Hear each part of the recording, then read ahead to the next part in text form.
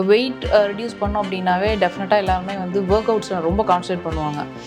But உணவில் வந்து miss பண்ணிடுவாங்க. அவங்களுக்கு வெயிட்டே குறையாது. ஒரு நாள் சின்ன வெங்காயம் சாறு தேன் எடுத்துக்கலாம், ஒரு நாள் பூண்டு சாறு தேன் எடுத்துக்கலாம். அது வந்து எதுக்காக ஹனி மிக்ஸ் பண்ணுறோம் அப்படின்னா நத்தைச்சூரி, அதே மாதிரி எக்ஸஸாக வாட்டர் இன்டென்ஷனை வெளியேற்றத்துக்கு நீர்முள்ளி, தாம்பூலம் தரிக்கும் விதியில் வெத்தலை, பாக்கு, சுண்ணாம்பு, அது கூடயே வந்து ஜாதிக்காய் தூள், கிராம்பு, ஏலக்காய். அந்த கொள்ளு சாப்பிட்டோம்னா உடல் எடை குறையும் அப்படிங்கிறதும் நிறைய பேர் நினைக்கிறாங்க, செய்கிறாங்க. கொள்ளு உடல் எடை குறைக்குமா? கொள்ளு வந்து பார்த்தீங்கன்னா இளைச்சவனுக்கு எள்ளு, கொளுத்தவனுக்கு கொள்ளுன்னு சொல்லுவாங்க. அது சித்த மருந்தில் பாண்டு, சோகை, காமாலைன்னு சொல்லி ஸ்டெப் பை ஸ்டெப்பாக வரும். ஓகே. பாண்டுன்னா இப்போ ரீசெண்டாக கூட ஒரு பேஷண்ட்டு அவங்க துபாயில் இருந்திருக்காங்க. என்ன பண்ணியிருக்காங்க, நான் வந்து டைட்டாக இழுத்து கட்டுறேன்னு சொல்லிட்டு இப்போ எல்லாருமே வந்து எல்லாரையும் பார்த்து ஏதோ கேலி கிண்டல் பண்ணுறது தான் வந்து எல்லாருக்குமே வந்து ஒரு மனசை உறுத்துது. ஸோ அதன் காரணமாக தான் அவங்க எல்லாருமே வந்து ஒரு டிப்ரெஷன் ஸ்டேட்டுக்கு போகிறாங்க. டாக்டர் இன்டர்வியூ சேனல் வியூஸ் எல்லாத்துக்கும் வணக்கம். நான் உங்கள் வில்சன். நம்ம சேனலில் நம்ம வந்து மருத்துவர்களை நேரடியாக சந்தித்து மக்களுக்கு இருக்கக்கூடிய கேள்விகளை டாக்டர்கிட்ட வச்சுட்டு அதற்கான விடைகளை வந்து கேட்டு பெற்று மக்களுக்கு நிறைய மருத்துவ குறிப்புகளை பிரோஜனம் வழங்கிட்டு இருக்கிறோம். உங்களுடைய வரவேற்பு பார்த்தீங்கன்னா நாங்கள் எதிர்பார்த்த விட ரொம்ப பெரிய லெவலில் இருக்குது. எங்களுக்கு ரொம்ப மகிழ்ச்சியாக இருக்குது. எங்களை வந்து தொடர்ந்து இந்த வீடியோஸ் பண்ணுறதுக்கு எங்களை ரொம்ப மோட்டிவேட் பண்ணுது. இப்போ கூட வந்து நம்ம ஒரு மிக முக்கியமான விஷயத்தை பற்றி பேச போகிறோம்.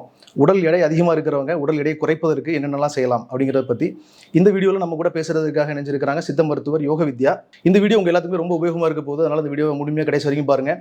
இது வரைக்கும் நீங்கள் நம்ம சேனலை சப்ஸ்கிரைப் பண்ணல அப்படின்னா சப்ஸ்கிரைப் பண்ணி பக்கத்தில் இருக்க பெல் பட்டனை கிளிக் பண்ணி ஆல் ஆப்ஷன் செலக்ட் பண்ணிக்கோங்க.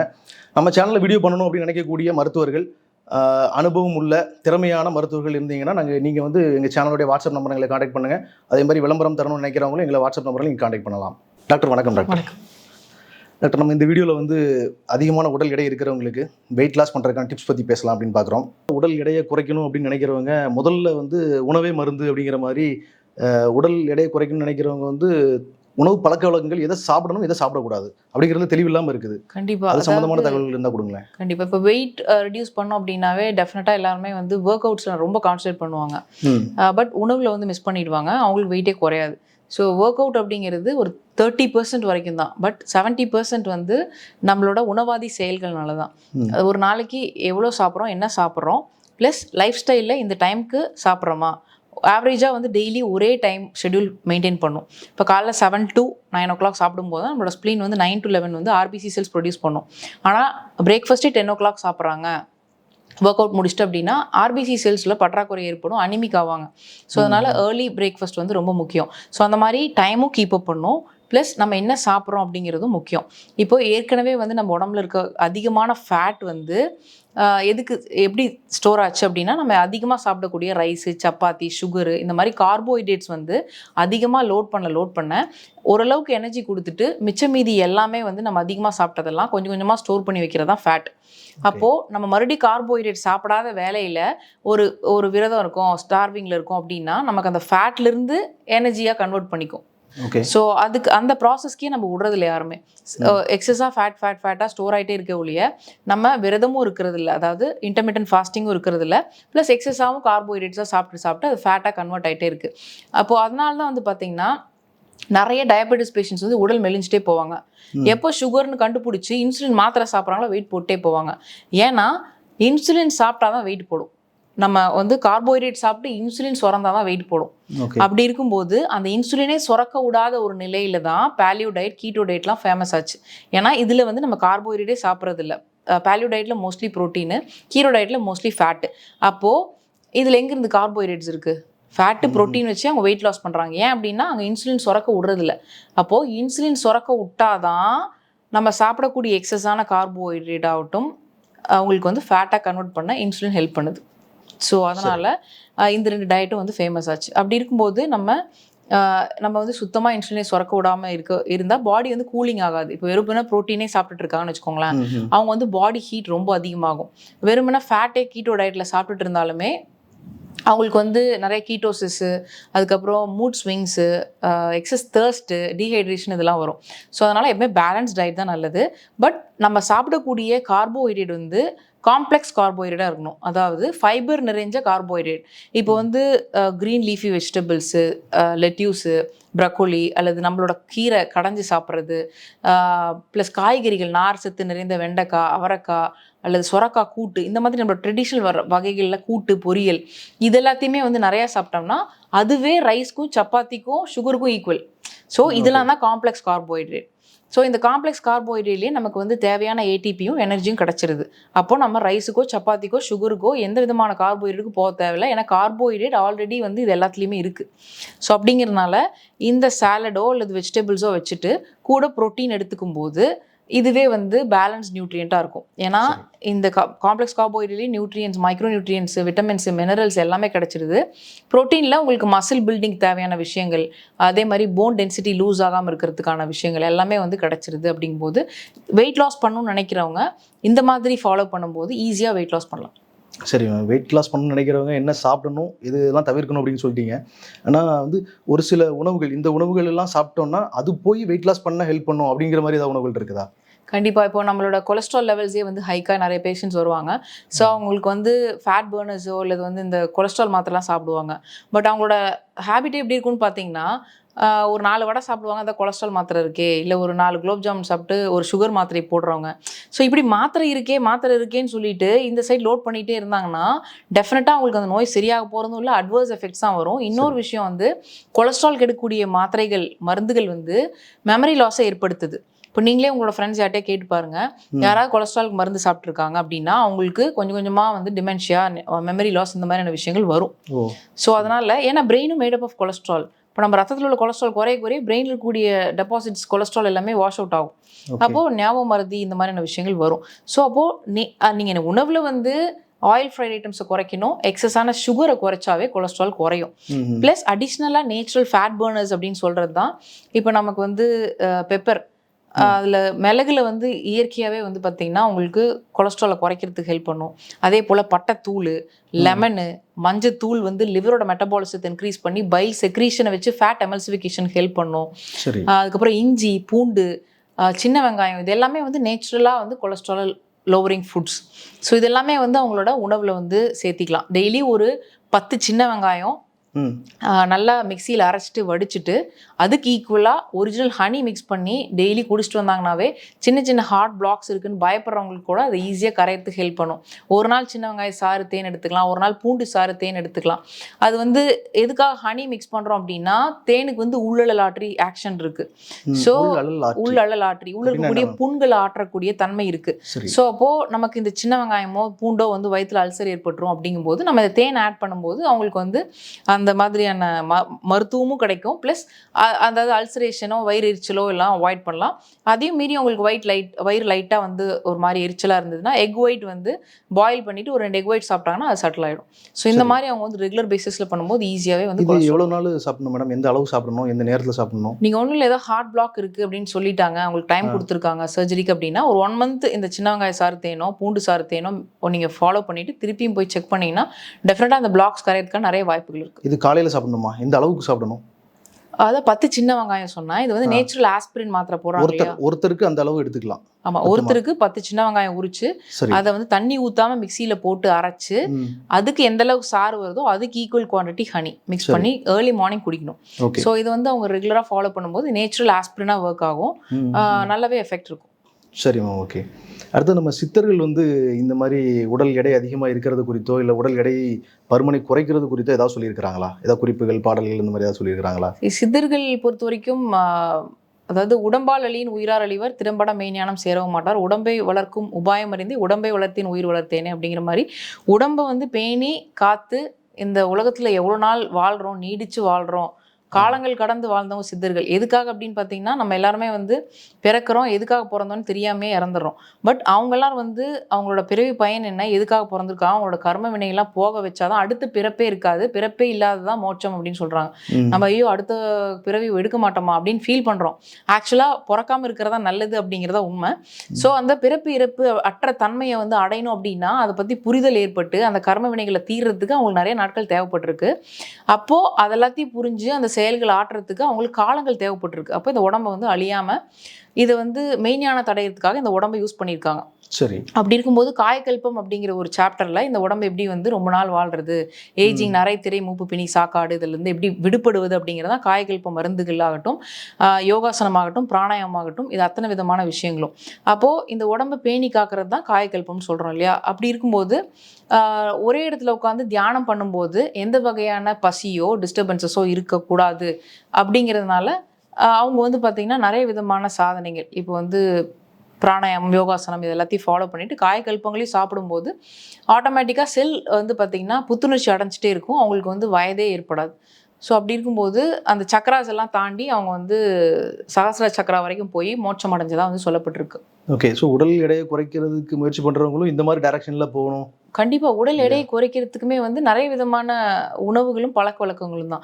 இப்போ வந்து சொரக்காய் ஆகட்டும் அல்லது வந்துட்டு பூசணிக்காய் ஆகட்டும், இதெல்லாமே வந்து வெயிட் ரிடக்ஷன் ஹெல்ப் பண்ணியிருக்கு.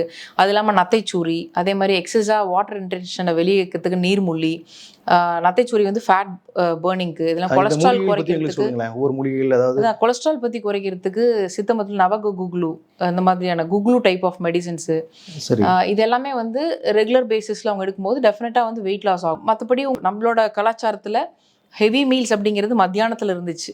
அப்போது அதை டைஜஸ்ட் பண்ணுறது தான் தாம்பூலம் தரிக்கும் விதினே இருந்துச்சு. இப்போ மத்தியானம் வெத்தலையில் நிறைய சுண்ணாம்பு போட்டு சாப்பிடும்போது டைஜஷன் ஆச்சு. காலையில் வெத்தலை நிறைய சாப்பிடும்போது மோஷன் ஃப்ரீயாக போச்சு. நைட்டு வந்து வெத்தலையை ஒரு வெத்தலைக்கு பதிலாக 2-3 வெத்தலை சேர்த்து சாப்பிடும்போது காம பெருக்கியாக யூஸ் ஆச்சு. வாயிலையும் வந்து க்ளீன் பண்ணுறதுக்கும் சரி, மேல் ஹார்மோன் டெஸ்டோஸ்டரான் இன்க்ரீஸ் ஆகி அவங்களுக்கு வந்து தாம்பத்தியத்தில் ஈடுபடுறதுக்குமே இந்த தாம்பூலம் வந்து ஹெல்ப்ஃபுல்லாக இருந்துச்சு. 3 வேளையும் வெத்தலை சாப்பிடலாமா? தாம்பூலம் தரிக்கும் விதியில் வெத்தலை, பாக்கு, சுண்ணாம்பு, அது கூடயே வந்து ஜாதிக்காய் தூள், கிராம்பு, ஏலக்காய் இதெல்லாம் வச்சு, இன்னும் தாண்டி புனுகு பூனையிலேருந்து செய்யக்கூடிய அந்த புனுகு, ரோஸ் குல்கந்து, தங்க பஷ்பம் இதெல்லாம் வச்சு நம்மளோட ராஜா காலத்துலேருந்தே இது வந்து தாம்பூலம் தரிக்கும் விதின்னு சொல்லி ஃபாலோ பண்ணியிருக்காங்க. இப்போ உடல் எடையை குறைக்கணும் அப்படின்னு நினைக்கிறவங்க வீட்டில் வந்து உணவு முறைகளை மாற்றி பார்க்குறாங்க. நம்ம சொன்ன இதுக்கு முன்னாடி பேசின டிப்ஸ் எல்லாம் ட்ரை பண்ணி பார்க்குறாங்க. ஸ்டில் உடம்பு குறையலை அப்படின்னா உங்களை மாதிரி ஒரு சித்த மருத்துவரை வந்து சந்திக்க வந்தாங்க அப்படின்னா அவங்களுக்கான மருந்துகள், ட்ரீட்மெண்ட்ஸ் எந்த மாதிரியா இருக்குது? ஃபர்ஸ்ட் அண்ட் ஃபார்மோஸ்ட் அவங்களுக்கு என்ன ரூட் காஸ் அப்படிங்கிறத தான் பார்க்கணும். சும்மா வந்து ஒருத்தங்களுக்கு வெயிட் இன்க்ரீஸ் ஆயிருக்காது, டெஃபினட்டாக அதுக்கான காரணம்னு ஒன்று இருக்கும். கேஸ் பை கேஸ் அது வந்து வேரி ஆகும். எல்லாருக்குமே இதை பண்ணுங்க வெயிட் குறையணும் கிடையாது. இப்போ வந்து பிசிஓடி இருக்கா, அதை சரி பண்ணால் அவங்களுக்கு வெயிட் குறையும். அதே போல் ஆண்களாக இருந்தாங்கன்னா டெஸ்டோஸ்ட்ரான் வந்து கம்மியாக இருக்கான்னு பார்க்கணும். டெஸ்டோஸ்ட்ரான் அதிகப்படுத்தக்கூடிய ஹெர்ப்ஸ் கொடுத்து மேல் ஹார்மோன் அதிகமாகும் போது மசிலோட பில்டிங் கெப்பாசிட்டி ஜாஸ்தியாகும், ஆட்டோமேட்டிக்காக ஃபேட் லாஸ் ஆகும். ஸோ அந்த மாதிரி அவங்கவுங்களுக்கான ஹார்மோன்ஸ் ஃபஸ்ட்டு பேலன்ஸ் பண்ணணும். அதுக்கப்புறம் வந்துட்டு மோஷன் சரியாக போகலாம் பேதி கொடுத்துருவோம் ஃபஸ்ட்டு. ஏன்னா பாடி ரீசெட்டிங் ரொம்ப முக்கியம். இப்போது நம்ம வந்து நாளையிலேருந்து ஒரு நல்ல டயட்டில் இருக்கலாம், இல்லை இத்தனை மணிக்கு எந்திரிக்கலாம்னா டெஃபினட்டாக முடியாது. அது ஏன் முடியாமல் போகுதுன்னா நம்மளோட குடலில் இருக்கக்கூடிய அத்தனை வகையான உயிரினங்கள் இருக்குது. ஸோ அந்த ஓல்டு பாக்டீரியாஸ் எல்லாம் இல்லை நீ இதை சாப்பிடு, காலையில் எழுந்திரிச்சோடனே ஒரு 2 பூரி சாப்பிடுன்னு சொல்லும். ஏன்னா அது கேட்கும், நீங்கள் இவ்வளோ நாள் அதுக்கு பழகி வச்சுட்டீங்க, எனக்கு அதை கொடுங்கன்னு சொல்லி அது கேட்கும். ஸோ அப்போ ஃபஸ்ட்டு அந்த ஓல்டு மெமரி எல்லாத்தையும் நம்ம கிளென்ஸ் பண்ணணும். ஸோ அப்போ பேதி வந்து ஃபஸ்ட்டு கொடுத்துடணும். ஆட்டோமேட்டிக்காக அடுத்த நாள்லேருந்து அது வந்து ரீசெட் ஆகிடும். ரீசெட் ஆகும்போது குட் பாக்டீரியா சப்ளை பண்ணுறது, கர்ட் ரைஸ் கொடுக்குறது. ஸோ இப்படி ஆரம்பித்து மறுபடியும் இன்டெஸ்டைன்ஸ் வந்து, அதாவது யூஸ்வலாக gut health is the root for all ஹெல்த்னு சொல்லுவாங்க. ஸோ அப்போது அந்த குடலுடைய தன்மையை வந்து நம்ம சுத்தப்படுத்தி குடலில் வந்து நம்ம போடக்கூடிய மருந்தாகட்டும் உணவாகட்டும் அது ப்ராப்பராக உள்ளே இழுத்து ரத்தத்துக்கு செலுத்தணும். இங்கே வந்து மெட்டபாலிசமே யாருக்கும் ப்ராப்பராக இல்லை. சாப்பிட்டோடனே மோஷன் போகுது, சாப்பிட்ட உணவு ஜீரணமாகாமல் அப்படியே மோஷன் போகுது. இந்த மாதிரி தான் பேஷண்ட் சொல்கிறாங்க. ஸோ ஃபஸ்ட்டு வந்து இன்டெஸ்டைன்ஸ் வந்து ஸ்ட்ரென்தன் பண்ணணும். அடுத்தது vitamin D. So vitamin D டெஃபிஷியன்சினால நாள் ஃபுல்லாக டயர்டாக இருக்குன்னே சொல்லுவாங்க. ஸோ எவ்வளோ நேரம் தூங்கி எழுந்தாலும் டயர்டாக இருக்குது, நான் இதை சாப்பிட்றேன் டயர்டாக இருக்குது அப்படிம்பாங்க. சிங்கிள் டிஜிட்டில் வருவாங்க vitamin D. So vitamin D டெஃபிஷியன்சினால ஹார்ட்டில் நிறைய பேருக்கு ப்ராப்ளம் வருது, ஃபர்டிலிட்டியில் நிறைய பேருக்கு இஷ்யூ வருது, தைராய்டில் நிறைய பேருக்கு ப்ராப்ளம் வருது. ஏன்னா தைராய்டிலேருந்து உங்களுக்கு ப்ராப்பர் ஃபங்க்ஷனிங் இருந்தால் தான் வைட்டமின் டியே வந்து ப்ராப்பராக ப்ரொடியூஸ் ஆகும். ஸோ இது எல்லாமே வந்து சன்லைட்ல இருந்து தான் வருது. நம்ம கொரோனாவில் நிறைய நாள் வந்து வீட்டுக்குள்ளே இருந்தோம். இன்றைக்கி நிறைய பேர் ஒர்க்கே வந்து ஹைப்ரிட் ஜாப் வீட்டிலேருந்து பண்ணுறேன் ஏதோ சொல்கிறாங்க. ஸோ வீட்டுக்குள்ளேயே இருந்துச்சுன்னா டெஃபினட்டாக வந்து நமக்கு வெயில் படாது. இன்னும் நைட் ஷிஃப்ட் போகிறவங்க நிலா வந்தோடனே தான் வெளியே போகிறாங்க, சூரியன் வந்தோடனே போய் உள்ளே படுத்து தூங்கிடுறாங்க, நம்ம எக்ஸ்போஸே ஆகிறது இல்லை. ஸோ அந்த மாதிரி வந்து விட்டமின் டியும் வந்து any type of health issues, even weight அதிகமாகுதுன்னா கூட வைட்டமின் டியும் பார்க்க வேண்டிய அவசியம் இருக்குது. ப்ளஸ் தைராய்டில் வந்து கம்மியாக சுரக்குதா T3 T4 அல்லது TSH அதிகமாக ஹைக் ஆகுதா அப்படின்னு பார்த்து அதற்கான ட்ரீட்மெண்ட்டும் பண்ணும்போது உங்களுக்கு வந்து ஈஸியாக வந்து வெயிட் லாஸ் பண்ணலாம். ஈஸியாக அப்படின்னா ஒருத்தங்களுக்கு வந்து சும்மாவே வந்து ஒரு நார்மல் டயட்ல இருந்துட்டே 1 மணி நேரம் வாக்கிங் போனாலே சூப்பராக வெயிட் குறையும்.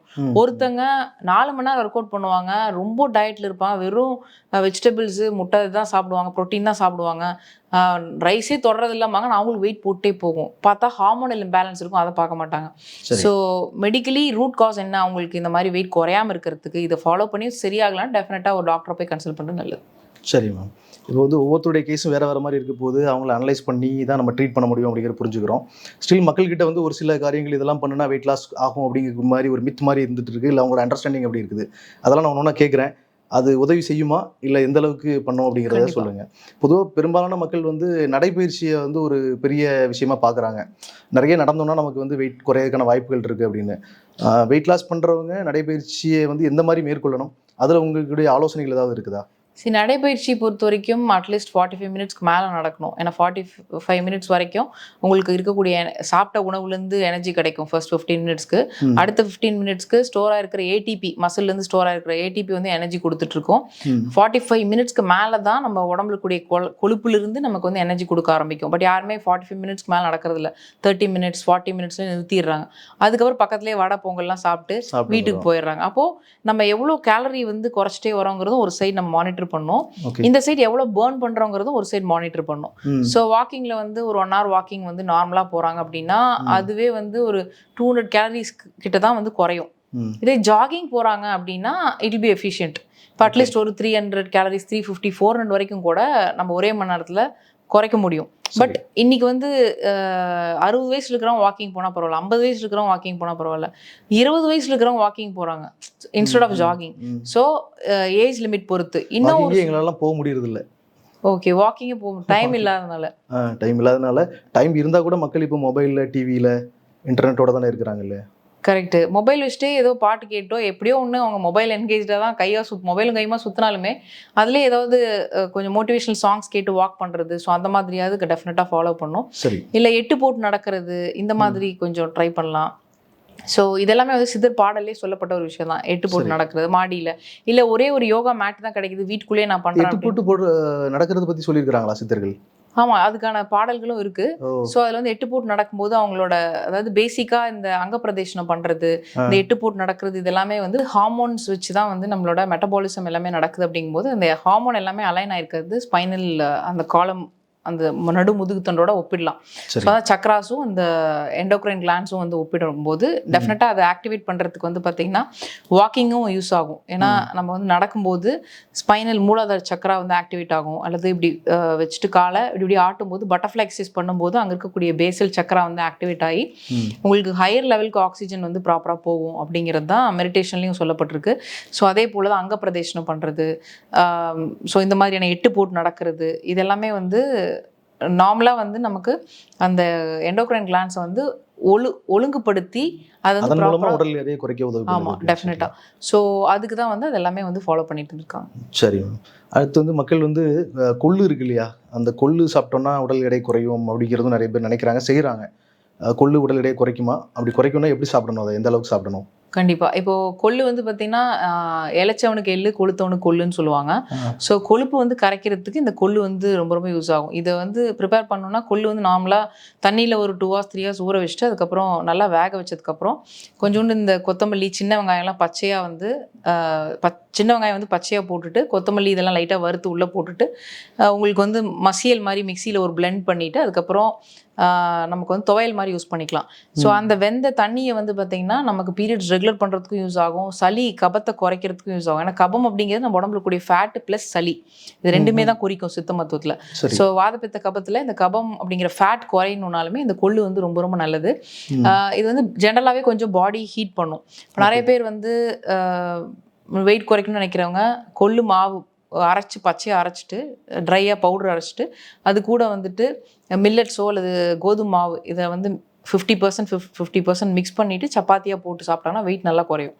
ஸோ இந்த மாதிரியும் எடுத்துக்கலாம், இல்லை துவையல் மாதிரி பண்ணியும் சாப்பிட்லாம். ஸோ இது சாப்பிடும்போது உங்களுக்கு கப நோய்கள் வராது, இருமல் சளி வீசிங் ஆஸ்துமா அதுக்கும் நல்லது. ப்ளஸ் நமக்கு வந்து ஃபேட் ரிடக்ஷனுக்கும் இது ரொம்ப ரொம்ப ஹெல்ப் பண்ணும். சரிம்மா. கொள்ளு வந்து தொடர்ந்து சாப்பிட்றதுனால பிரச்சனை இல்லை இல்லையா? வாரத்துல 1 தடவை 2 தடவையா சேர்த்துக்கலாம். ரொம்ப அதிகமா சாப்பிட்டாலும் அவங்களுக்கு வந்து பார்த்தீங்கன்னா, பாடி ஹீட் ரொம்ப அதிகமாகும். ஓகே. ஸோ அப்போ வீக்லி ஒன்ஸ் ஆயில் பாத் எடுக்கிறது, நிறைய ஃப்ளூயிட்ஸ் எடுக்கிறதெல்லாம் பண்ணிட்டு இது வந்து ரெகுலர் பேசிஸில் டெஃபினட்டாக எடுக்கலாம். அடுத்து சித்த மருத்துவம் இல்லை மூலிகைகள் பக்கம் வந்தோம்னா மக்கள் வந்து கருஞ்சீரகம் உடல் எடையை குறைக்கும்னு நினைக்கிறாங்க. திரிபலா சூரணம் உடல் எடையை குறைக்கும்னு நினைக்கிறாங்க. இந்த ரெண்டும் உதவுமா? அதை எப்படி சாப்பிடணும் டாக்டர்? டெஃபினட்டாக அது ஹெல்ப் பண்ணும். இப்போ கருஞ்சீரகம் வந்து நம்மளோட பழைய செல்கள், இப்போ கேன்சரஸ் செல்ஸ் வந்து நம்ம உடம்புல எல்லாருக்குமே இருக்கும். ஸோ அதே வந்து நீக்கக்கூடிய அளவுக்கு அதில் வந்து ஆன்டி கேன்சரஸ் ப்ராப்பர்ட்டிஸும் இருக்குது. ஸோ அப்போ ஆட்டோமேட்டிக்காக வந்து ஆக்சிஜனை உள்ளே செலுத்தினா தான் கேன்சரே வந்து அழிக்க முடியும். ஸோ அப்படிங்கும்போது அதில் ஆன்டி ஆக்சிடென்ட்டாகவும் இருக்குது, ப்ளஸ் ஆன்டி கேன்சரஸாகவும் இருக்குது. இது இல்லாமல் நமக்கு செல் ரெஜுவினேஷன் நடந்தாலே பரவலாக ஆக்சிஜன் உள்ளே போக ஆரம்பிச்சிடும். அப்போ ஆட்டோமேட்டிக்காக வெயிட் ரிடக்ஷன் வந்து ஈஸியாக நடக்கும். ஸோ கருஞ்சீரகம் வந்துட்டு தண்ணியில் கொதிக்க வச்சு வடிச்சும் குடிக்கலாம். 1 டேபிள் ஸ்பூன் அளவுக்கு கருஞ்சீரகத்தை போட்டு தண்ணியில் நல்லா கொதிக்க வச்சுட்டு வடித்து காலைல எம்டி ஸ்டொமக்கில் எடுத்துக்கலாம். இல்லை முந்தின நாள் நைட்டே கருஞ்சீரகத்தை ஊற வச்சுட்டு அடுத்த நாள் அந்த தெளிவான தண்ணி குடிக்கலாம். அப்படி இல்லைன்னா கருஞ்சீரகத்திலேருந்தே இப்போ வந்து எண்ணெயும் கிடைக்குது, கருஞ்சீரக எண்ணெய். அது 1 டீஸ்பூன் அளவுக்கு எடுத்து சுடு தண்ணி வெந்நீரில் காலையில் கலந்து குடிக்கலாம். ஸோ இதெல்லாமே வந்து அவங்களுக்கு வந்து ரத்த சுத்தியாகவும் ஹெல்ப் பண்ணும், ப்ளஸ் நம்மளோட செல் ரெஜுனேஷனுக்கும் அது வந்து ஹெல்ப் பண்ணும். சரி. ஸோ திரிபலா பொறுத்த வரைக்கும் கடுக்கா, நெல்லிக்காய், தாண்டிக்காய் இது 3மே வந்து பார்த்தீங்கன்னா காயக்கல்ப மருந்துகள். அதாவது நிறைய திரை, மூப்பு, பிணி, சாக்காடு இதுலேருந்து விடுபடுவதுன்னு அர்த்தம். அதாவது இட் கேன் ரிவர்ஸ் ஏஜிங் அப்படிங்கிறது தான். ஸோ இது டெய்லி பேசிஸில் வாழ்நாள் ஃபுல்லாக சாப்பிட்டாலும் எந்த விதமான பிரச்சனையும் இல்லை. நெல்லிக்காயில் இம்யூன் சிஸ்டம் நல்லா இன்க்ரீஸ் ஆகும். கடுக்கா வந்து மோஷன் நல்லா ஃப்ரீயாக போகிறதுக்கும் ஹெல்ப் பண்ணும். தாண்டிக்காவுமே வந்து பார்த்திங்கன்னா செல் ரிஜுனேஷனுக்கு ஹெல்ப் பண்ணும். ஸோ இது 3மே வந்து நம்ம அன்றாடம் கஷாயமாகவோ அல்லது மாத்திரை ஃபார்மெட்லையும் கிடைக்குது, அது ரெகுலராக எடுத்துக்கலாம். But try to avoid tablet நான் சொல்லுவேன். ஏன்னா அதை வந்து திருப்பியும் டேப்லெட்டாக பண்ணுறதுக்கு ஒரு சில ரெசின்ஸ் எல்லாம் போடுறாங்க இல்லையா? ஸோ அதனால் கஷாயமாக எடுத்துக்கிட்டால் பெட்டர். சரி. இல்லை நான் ஆஃபீஸ் போகிறேன், எனக்கு டைம் இல்லை அப்படின்னா டேப்லெட் ஃபார்ம்லேயும் எடுத்துக்கலாம். பட் இது 3மே வந்து லைஃப் லாங் எடுத்துக்கலாம். இது வந்து வெயிட் ரிடக்ஷனுக்கு எப்படி ஹெல்ப் பண்ணுதுன்னா, அவங்களுடைய செல் ரிஜுவினேஷன், ஆக்சிஜன் ரிட்டென்ஷன் இதெல்லாம் தாண்டி மோஷன் ஃப்ரீயாக போய் ஜீரண மண்டலத்தை சீர் பண்ணுது. இப்போ மோஷன் ஃப்ரீயாக போனதுன்னு அடுத்த வேலைக்கு பசிக்கும், அடுத்த வேலைக்கு தேவையான ஹார்மோன்ஸ் சுரக்கும். ஸோ அது எல்லாத்தையுமே வந்து ஹெல்ப் பண்ணுறதுனால இது வந்து உங்களுக்கு பெஸ்ட் ஃபார் வெயிட் ரிடக்ஷன் சொல்கிறாங்க. மேம், இன்னும் சில மக்கள் பார்த்தீங்கன்னா முருங்கைக்கீரை இல்லை முருங்கைக்கீரை சூப்பு வந்து உடல் எடையை குறைக்க உதவி பண்ணுதுன்னு நினைக்கிறாங்க. அது அந்த மாதிரி நடக்குமா? கண்டிப்பாக. ஏன்னா ஒரு சில அனிமியானால வெயிட் போட்டே போவாங்க. அதாவது சித்த மருந்துல பாண்டு, சோகை, காமாலைன்னு சொல்லி ஸ்டெப் பை ஸ்டெப்பாக வரும். பாண்டுனா நமக்கு வந்து ஹீமோகுளோபின் கம்மியாகி சோகை ஒரு மாதிரி முகலாம் வெளுத்து போய் இருக்கும். அவங்க நினச்சிட்டு இருப்பாங்க நான் வெள்ளையிட்டே போகிறேன், ஆனால் உள்ளுக்கு ரத்தம் இல்லை. அதுக்கடுத்து பெருவயிறு அப்படிங்கிறது வந்து பாண்டு, சோகை, காமாலை. இப்போ வந்து ரத்தம் வந்து குறைஞ்சிட்டே போச்சு அப்படின்னா நமக்கு வந்து ஜாண்டிஸ் மாதிரி, இப்போ வந்து பித்த நீர் வந்து அதிகமாகி வாந்தி வரும். அதோட முத்தின ஸ்டேஜ் வந்து பெருவயிறு. ஸோ லிவர் வந்து ஒரு மாதிரி ஃப்ளூயிட்ஸ் எல்லாத்தையும் வந்து வயிற்றுக்குள்ளே வச்சு பஸ்ஃபார்மேஷன் ஆகி வயிறு வந்து பெருசாகிடும். ஸோ அடிப்படையாக ஒரு ஹீமோகுளோபின் டெஃபிஷியன்சி வந்து இந்தளவுக்கு வந்து கொண்டு போய் விடுது அப்படிங்கிறது தான் வந்து உண்மை. ஸோ அப்போது ஃப்ளூயிட் ரிட்டென்ஷன் இப்போ வந்து யாரெல்லாம் அனிமிக்காக இருக்காங்களோ அவங்களுக்கு வந்து பார்த்திங்கன்னா அடிக்கடி கொட்டாய் வரும். ஆக்சிஜனே வந்து இப்போ ஹீமோகுளோபின் இருந்தால் ஆக்சிஜன் எல்லா பக்கம் போகும். ஏன்னா haemoglobin is oxygen carrying capacity to the brain நம்ம படிச்சிருக்கோம். சரி. எல்லா செல்லுக்குமே வந்து ஆக்சிஜன் எடுத்துகிட்டு போகிறதே ஹீமோகுளோபின் தான். ஹீமோகுளோபின் 14 ஆண்களுக்கு ஒரு அட்லீஸ்ட் ஒரு 12 பெண்களுக்கு இருக்கணும். அந்த வேல்யூ கீழே குறையும் போது கொட்டாய் வந்துட்டே இருக்கும். ஏன்னா ஆக்சிஜன் டெஃபிஷியன்சி, கெட்ட ஆவி தான் கொட்டாவின்னு மாறி இருக்கு. ஸோ கார்பன் டை ஆக்சைடு அதிகமாக உடம்புல இருக்குது அப்படிங்கிறனால கொட்டாய் வரும். ஸோ அப்போது அதெல்லாம் குறைக்கணும்னா ஹீமோகுளோபின் இன்க்ரீஸ் ஆகணும். ப்ளஸ் ஹீமோகுளோபின் வந்து ஆக்சிஜன் எடுத்துகிட்டு போகாது, பாடி டயர்ட் ஆகும், கொஞ்சம் தூரம் நடந்தாலே மூச்சு வாங்கும். ஸோ இந்த மாதிரியான சிம்டம்ஸ் எல்லாமே இருக்கும். ப்ளஸ் உடம்பு வந்து நீர் வந்து நிறைய கோத்துக்கும். காலெல்லாம் தொங்க போட்டு ஒரு 4 மணி நேரம் டிராவல் பண்ணிட்டு வந்தாலே காலெல்லாம் வீங்கிக்கும். என்னன்னு போய் பிளட் டெஸ்ட் எடுத்து பார்த்தா அவங்களுக்கு அமுத்தி பார்த்தீங்கன்னா கூட பிட்டிங் எடிமா இருக்கும். இப்படி அமுத்தி பார்த்தா அந்த ஹீமோகுளோபின் குறைய இருக்கிறதுனால இந்த மாதிரி பிரச்சனைகள் வந்து பாடி ஃப்ளூயிட்ஸ் அதிகமாகி வெயிட் போடும். உடம்புல நிறைய நீர் கோத்துக்கும், அதனால வெயிட் அதிகமாயிட்டே போகும். ஸோ அப்போ ஹீமோகுளோபின் இன்க்ரீஸ் பண்ணுறதுக்கு இந்த முருங்கைக்கீரை ஹெல்ப்ஃபுல்லாக இருக்கும். ஏன்னா இதில் நிறைய அயன் கனெக்ட் இருக்கு. ஸோ இந்த அயன் வந்து முழுமையாக அப்சர்வ் ஆகணும்னா வெறும் முருங்கை சூப்பாக குடிக்காம கூட பருப்பு போட்டு குடிக்கணும், இல்லை எக் ஒயிட் போட்டு குடிக்கணும்.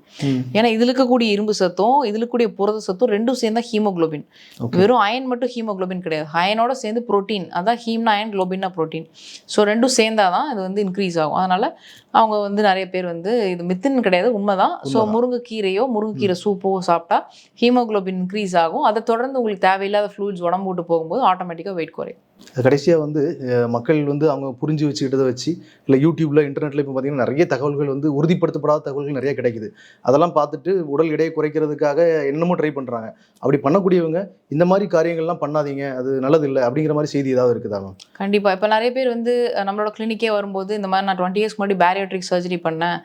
ஸோ சம்டைம்ஸ் வந்து இன்டெஸ்டைன்ஸ் வந்து அப்சார்ப்ஷன் ஃபுல்லாக நடக்கக்கூடாதுன்னு சொல்லி பாதி இன்டெஸ்டைன்ஸ் கட் பண்ணிடுறது, இல்லை ஸ்டொமக்கோட ஃபண்டஸ் ரீஜன் அல்லது பாதி அளவு கட் பண்ணி தைச்சிடுறது.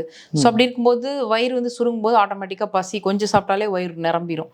ஸோ அந்த மாதிரி பண்ணேன் டாக்டர். ஆனால் எனக்கு வந்து ஒரு 15 kg to 20 kg குறைஞ்சிது. பட் திருப்பி வந்து அதுக்கப்புறம் எனக்கு குறையவே இல்லை. மறுபடியும் ஒரு 5 கிலோ இன்க்ரீஸ் ஆயிடுச்சு. ஸோ அது பண்ணி 20 kg குறைஞ்சி திருப்பி 5 kg போட்டுருச்சு இந்த 20 வருஷத்துல. ஸோ அப்படின்னு சொல்றாங்க. ஸோ அந்த 15 kg-யை அவங்க இந்த 20 வருஷத்துல ஈஸியாக நார்மலாகவே டயட் அண்ட் வாக்கிங் போயோ இல்லை எக்ஸசைஸ் பண்ணி பெரிய ரிஸ்க் எடுத்து தான் பண்றாங்க. இன்னும் ஒரு சிலர் நிறைய பேர் நீங்களே பார்த்துருப்பீங்க நியூஸ்லலாம், லைப்போசெக்ஷன் பண்ணிட்டு வராங்க. போற வழியே அது வந்து அந்த ஃபேட் வந்து பார்த்தீங்கன்னா பிளட்டுக்குள்ளே கலந்துருது. கலந்துட்டு அவங்களுக்கு வந்து எம்பாலிசம் மாதிரி ஆகி ஹார்ட்ல ப்ராப்ளம் வந்தோ அல்லது வேற ஏதோ ஒரு பிரச்சனைனாலே அவங்க இறந்துடுறாங்க. ஸோ அப்படி இருக்கும்போது லைப்போசெக்ஷனுமே வந்து நம்ம உடம்புல கூடிய ஃபேட்டை வந்து மெல்ட் பண்ணி இன்னொரு வேக்கம் மூலமா வச்சு பக்கெட் ஃபுல்லா நிரப்பிடுவாங்க அந்த ஃபேட்டை ஃபுல்லா. ஸோ அந்த மாதிரி வெளியே எடுத்துருவாங்க. ஆமாம். ஸோ அதாவது உடம்புல கூடிய ஃபேட்டை மொத்தமாக கரைச்சி வெளியெடுக்கிறது. அதாவது ஸ்கின்னு கீழே டெபாசிட் ஆகிருக்கக்கூடிய சூப்பர்ஃபிஷியல் ஃபேட்டை. ஸோ இதில் வந்து பார்த்தீங்கன்னா நிறைய பேருக்கு காம்ப்ளிகேஷன் ஆகி மரணமே ஏற்பட்டிருக்கு. அதனால் வந்து பேரியாட்ரிக் சர்ஜரியோ லைப்போசெக்ஷனோ போகிறதுக்கு முன்னாடி டெஃபினட்டாக வந்து நம்ம இயற்கையாகவே டயட் அண்ட் எக்ஸசைஸ் பண்ணியே வந்து குறைக்கலாம் அப்படிங்கிறது தெரிஞ்சுக்கிட்டு அதை ஃபாலோ பண்ணாலே போதுமானது. சரி, ஃபாஸ்டிங் ஹெல்ப் பண்ணுமா? நிறைய பேர் ஃபாஸ்டிங்லாம் இருக்கு. டெஃபினட்டாக ஹெல்ப் பண்ணும். ஏன்னா விரதம் இருத்தல் அப்படிங்கிறது இப்போ வந்து இதில் அந்த காலத்துலேருந்து இருந்த ஒரு விஷயம். இப்போ மெயினாக வந்து வெயிட் ரிடக்ஷனை தாண்டி அது வந்து நம்ம கேன்சர் செல்ஸை வந்து நம்ம உடம்புலேருந்து சீக்கிரமாக வெளியாக்கிடும். நம்ம உடம்புல எல்லாருக்குமே கேன்சர் செல்ஸ் இருக்கும்.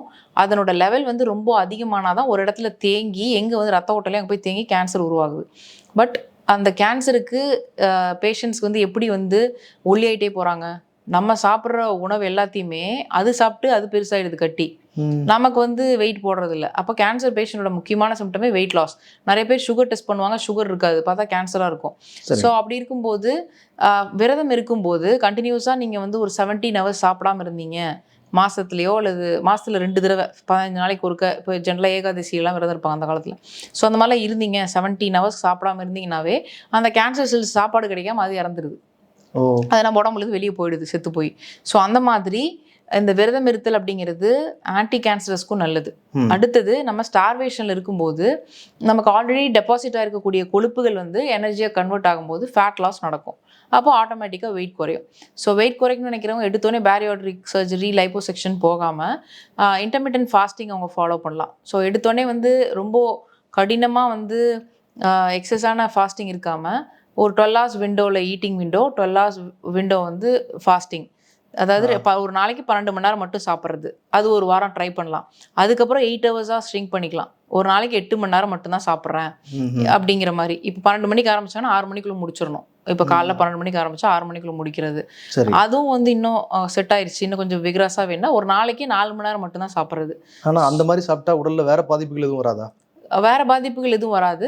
அதாவது அன்லெஸ் அண்ட் அன்டில் அவங்களுக்கு வந்து சுகரோ கொலஸ்ட்ராலோ வேற தைராய்டோ வேற எதுவும் காம்ப்ளிகேஷன்ல ஹெல்த்தியான பாடி தான் வெயிட் மட்டும் குறைக்கணும் அப்படின்னு நினைக்கிறவங்க தாராளமாக ஒரு டாக்டர் கன்சல்ட் பண்ணிட்டு கூட ஃபாலோ பண்ணலாம். இடையில ரொம்ப அவங்களுக்கு வந்து டயர்டாகாமல் இருக்கிறதுக்கு லைட்டாக எலக்ட்ரோலைட்ஸோ அல்லது இளநீரோ இல்லை தண்ணியோ, ஏன்னா நம்ம சாப்பிடணும் நமக்கு வந்து அந்த டைமுக்கு வந்து ஆசிட் சுரந்துட்டு இருக்கும், அப்போ அல்சர் ஆகிடும். ஸோ அதனால் தண்ணி குடிச்சு டைல்யூட் பண்ணுவோம். அதை ஒரு சில தண்ணி கூட குடிக்காமல் இருக்கும்போது அல்சர் வரும். ஸோ ஃபாஸ்டிங் ரொம்ப நேரம் இருந்தால் கூட தண்ணி குடிக்கணும். ஆமாம், தண்ணி குடிச்சிட்டு அந்த ஆசிட் டைல்யூட் பண்ணிகிட்டே இருக்கணும். சரி. ஸோ தட் உங்களுக்கு வந்து அல்சர் வராது. அப்படியும் இல்லை இளநீர் குடிக்கலாம். ரொம்ப டயர்டாக இருக்குது அப்படின்னா இளநீர் குடிக்கலாம். அதாவது 50 calories கம்மியாக ஒரு 2 hours ஒன்ஸ் எடுக்கிறதும் இட்ஸ் கன்சிடர்ட் அஸ் ஃபாஸ்டிங். நிறைய பேர் காஃபி, அதாவது பால் ஊற்றாமல் காஃபி எடுப்பாங்க, பிளாக் காஃபி. பட் அது கூட வந்து எனக்கு தெரிஞ்சு இரிட்டேட் பண்ணும் வயிற்றை. ஏன்னா அது வந்து காஃபி வந்து டெஃபினட்டாக வந்து விரதம் இருக்கும்போது குடித்தோம்னா நமக்கு வந்து ஸ்டொமக் இரிட்டன்ட் ஆகி அல்சர் தான் வரும். ஸோ இன்ஸ்டன்ட் நீங்கள் வந்து ஒரு 120 ml இளநீரோ இல்லை லெமன் வாட்டரோ, லெமன் வந்து வெளியே தான் அசிடிக்காக இருக்கும், உள்ளே போனால் அல்கலைனா மாதிரி உங்களுக்கு வந்து அல்சருக்கே நல்லது. ஸோ ஆனால் லெமன் வாட்டரு, அதாவது லெமன்னா வெறும் லெமன் புளிஞ்சு குடிக்கல, தண்ணியில் டைல்யூட் பண்ணி ஒரு கிளாஸில் குடிக்கலாம். ஸோ ரொம்ப மயக்க வரமா இருந்துச்சுன்னா ஒரு ஸ்பூன் நேச்சுரல் ஹனி எடுக்கிறது. ஸோ இது மாதிரி இல்லை கொஞ்சம் எலக்ட்ரோலைட்ஸ் மிக்ஸ் பண்ணி தண்ணியில் குடிக்கிறது, இதெல்லாம் வந்து ஃபாலோ பண்ணிக்கலாம். சரிம்மா. பெண்கள் வந்து பார்த்தீங்கன்னா வயதுக்கு வந்த பிறகு இல்லை குழந்தை பேருக்கு பிறகு வந்து உடல் எடை திடீர்னு அதிகமாகிடுது அவங்களுக்கு. அந்த மாதிரி இருக்கிறவங்க இப்போ நம்ம நிறைய டிப்ஸ்லாம் பேசணும் இல்லையா, இது எல்லாத்தையும் ஃபாலோ பண்ணால் போதுமா, இல்லை அவங்களுக்குன்னு தனியாக ஏதாவது ஸ்பெசிஃபிக்காக சொல்லணுமா, இல்லை இந்த டிப்ஸில் ஏதாவது தவிர்க்கணுமா அவங்க? ஆஃப்டர் டெலிவரி வந்து ஜென்ரலாக யூட்ரஸ் கிளென்சனிங்க்கு மலைவேம்பாதி தைலம் அல்லது வந்துட்டு கொஞ்சம் யூட்ரஸ் கிளென்சனிங்கான ஹெர்ப்ஸ்லாம் எடுக்கும்போது அந்த கர்ப்பப்பையில் தேவையில்ல அழுக்குகள், ஒரு கெட்ட காற்று உள்ளே தங்கியிருந்தா கூட ஆஃப்டர் டெலிவரி அது எல்லாமே கிளென்ஸ் அவுட் ஆகிடும். ஸோ தட் அவங்களுக்கு வந்து வயிறு வந்து ஷ்ரிங்க் ஆகும். சித்த மருத்துவம் இருக்குது. இருக்கு. சரி. ஸோ அதெல்லாத்தையும் எடுத்துட்டு அதுக்கப்புறம் வந்துட்டு ப்ரீதிங் எக்ஸசைஸ். இப்போது நிறைய பேர் ஹாஸ்பிட்டலே சொல்லி கொடுப்பாங்க. இப்போ ரீசெண்டாக கூட ஒரு பேஷண்ட்டு அவங்க துபாயில் இருந்திருக்காங்க. என்ன பண்ணியிருக்காங்க, நான் வந்து டைட்டாக இழுத்து கட்டுறேன்னு சொல்லிட்டு ஸ்டிச்சஸ் வந்து சரியாக ஃபார்ம் ஸ்கின் வந்து சரியாக ஹீல் ஆகிறதுக்கு முன்னாடி அவங்க வந்து டைட்டாக எதையோ துணி வச்சு இழுத்து கட்டி அது ஓப்பனே ஆயிடுச்சு ஸ்டிச்சு. ப்ளீடிங் போயிட்டு இருந்திருக்கு. என்னடா அது ரத்தம் வருதுன்னு பார்த்தா அவங்க வந்து வயிறு குறைக்கணும் சின்னதாகும்னு சொல்லிட்டு போட்டு இழுத்து கட்டியிருக்காங்க அந்த சூச்சர் ஆறதுக்கு முன்னாடி. அப்படிலாம் பண்ணக்கூடாது. ஸோ வந்து ஒரு டாக்டரோட அட்வைஸில் ப்ராப்பராக அந்த ஸ்டிச்சஸ் எல்லாம் ஹீல் ஆயிடுச்சு. ஏன்னா உள்ள இருக்கக்கூடிய ஆர்கன்ஸ் எல்லாமே வந்து ரிஸ்க் அது. சரி சரி. ஸோ ஓப்பன் ஆயிடுச்சுன்னா. ஸோ அதனால் அதெல்லாம் பார்த்துட்டு அதுக்கப்புறம் அந்த டைமில் ப்ரீதிங் எக்ஸசைஸ் தான் பண்ணணும். இழுத்து வச்சு அந்த காலம் மாதிரி கட்டுறதெல்லாம் கூடாது. அது எல்லாமே டாக்டர் அட்வைஸ். நார்மல் டெலிவரியாக தான் பண்ணலாம். சிசேரியனில் போய் இதை பண்ணியிருந்துருக்காங்க. அப்புறம் இங்கே வரும்போது சிரிச்சிட்டு வேறு சொல்கிறாங்க. ஸோ அந்த மாதிரிலாம் இல்லாமல் நார்மலாக ஒரு டாக்டரோட அட்வைஸில் ப்ரீதிங் எக்ஸசைஸ் ஃபாலோ பண்ணலாம். இப்போ நிறைய பேர் வந்து நார்மல் டெலிவரி ஆச்சுன்னா நெக்ஸ்ட் டேலேருந்து ப்ரீதிங் எக்ஸசைஸ் ஸ்டார்ட் பண்ணிடலாம். ஸோ அப்படி பண்ணும்போது இன்ஹலேஷன் பண்ணும்போது உள்ள வயிறு இழுக்கணும், எக்ஸலேஷன் பண்ணும்போது உள்ள வயிறு இழுக்கணும். ஸோ அந்த மாதிரி உள்ள இழுத்துட்டு டீப் இன்ஹேல் டீப் எக்ஸேல் பண்ணும்போது ஓவராக இன்னும் வயிற்று உள்ள இழுக்கணும். இப்போ நம்ம இன்ஹேல் பண்ணும்போது அதே பொசிஷனில் வச்சுட்டு தான் இன்ஹேல் பண்ணணும், திருப்பி எக்ஸேல் பண்ணும்போது இன்னும் உள்ள இழுக்கணும். ஸோ இந்த மாதிரியான ப்ரீதிங் எக்ஸசைஸ்லாம் பண்ணும்போது உங்களுக்கு அகெயின் வந்து அந்த டிரான்ஸ்வர்ஸ் அப்டாமினஸ்னு ஒரு மசில் இருக்குது, அதுதான் வந்து ஆக்சுவலாக லூசன் ஆகும். அப்போ வந்து பார்த்திங்கன்னா அடிக்கடிக்கு லோவர் பேக் பெயின் வரும். ஸோ அவங்களுக்கு வந்து போஸ்ட் டெலிவரியில் எனி டைம். அப்போ எல்லோரும் என்ன நினைப்பாங்கன்னா, நம்ம வந்து ஸ்பைனல் இன்ஜெக்ஷன் அனஸ்தீஷியா கொடுத்தனால தான் நமக்கு வந்து பேக் பெயின் வந்துருச்சு அப்படிலாம் நினைப்பாங்க. பட் நார்மலாக வந்து அப்டமன் மசில்ஸ் வந்து ரொம்ப லூஸ் ஆகிடும். ஸோ அதை வந்து திருப்பி ஸ்ட்ரென்தன் பண்ணுறது கோர் எக்ஸசைஸ்லாம் பண்ணணும், கொஞ்சம் கொஞ்சமாக ஸ்டார்ட் பண்ணணும். ஸோ பெல்விக் பிரிட்ஜு, அதுக்கப்புறம் அயன்மேன் மாதிரி எக்ஸசைஸு, அதுக்கப்புறம் டீ ஸ்டாண்டுன்னு சொல்லுவாங்க. ஸோ இதெல்லாமே வந்து உள்ளிருக்கூடிய கோர் ஸ்ட்ரென்தன் பண்ணுறதுக்கு. ஸோ கீகிள் எக்ஸசைஸ் எப்படி ஆண்களுக்கு சொல்கிறோமோ அதே போல் பெண்களுமே வந்து கீகிள் எக்ஸசைஸ் பண்ணும்போது ஆஃப்டர் டெலிவரி வந்து பார்த்திங்கன்னா நிறைய பேருக்கு சளி பிடிச்சி தும்புனா கூட யூரின் லீக் ஆகிறது.